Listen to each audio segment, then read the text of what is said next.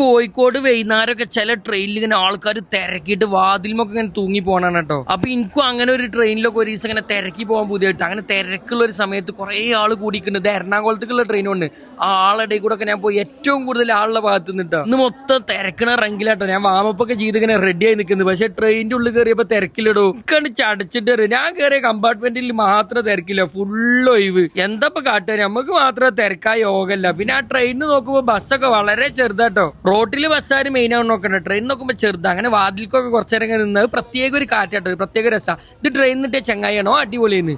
ഈ ട്രെയിനിൽ ഫാനൊക്കെ നല്ല വൃത്തിയുണ്ടാ, കുറെ ഫാനുണ്ട്, ഒക്കെ തിരിയുന്നുണ്ട്, അടിപൊളിയാട്ടോ, നല്ല വൃത്തിയുള്ള ട്രെയിൻ. ഇതാണ് ചങ്ങല. അതിങ്ങനെ വലിക്കാൻ തോന്നും, പക്ഷെ ഒരിക്കലും വലിക്കരുതിട്ടോ. വലിച്ച പോലീസുകാരും നമ്മളെ പൊക്കും. ഏതോ ദുബായിക്കാരനെ ആരോ എയർപോർട്ട് കൊണ്ടാക്കുന്നതിനൊക്കെ റെയിൽവേ സ്റ്റേഷനിൽ കൊണ്ടാക്കിയോ ഫ്ലൈറ്റ് മാറി ട്രെയിൻ കയറിയതാ. ഇതിൽ പലരും പല മൂടാ. ചിലര് ഫോൺ കാണുന്നു, ചിലര് ഉറങ്ങണ്. പ്രത്യേക ഒരു രസമുള്ള യാത്ര തന്നെയുണ്ട് ട്രെയിൻ യാത്ര. അങ്ങനെ ഞാൻ കുറ്റിപ്പുറത്തിറങ്ങി. അവിടെ 50 റുപ്യക്ക് അൺലിമിറ്റഡ് ബിരിയാണി കിട്ടുന്ന ഒരു സ്ഥലമുണ്ട്, തലശ്ശേരി ബിരിയാണി. അങ്ങനെ അവിടുന്ന് ഒരു ബിരിയാണി നിന്ന് ഞാൻ തിരിച്ചു കയറാൻ പ്ലാനുണ്ട്. അങ്ങനെ തിരിച്ചു വരുമ്പോഴെങ്കിലും നല്ലൊരു തിരക്കിട്ടെന്ന് വിചാരിച്ച് കാത്തുന്നുണ്ട്. രാത്രിയൊക്കെ ചില ട്രെയിനിൽ ഉണ്ടാവില്ലല്ലോ. ഇങ്ങോട്ട് വരുമ്പോൾ തിരക്കിലിടോ, ഫുള്ള് ഒഴിവ്.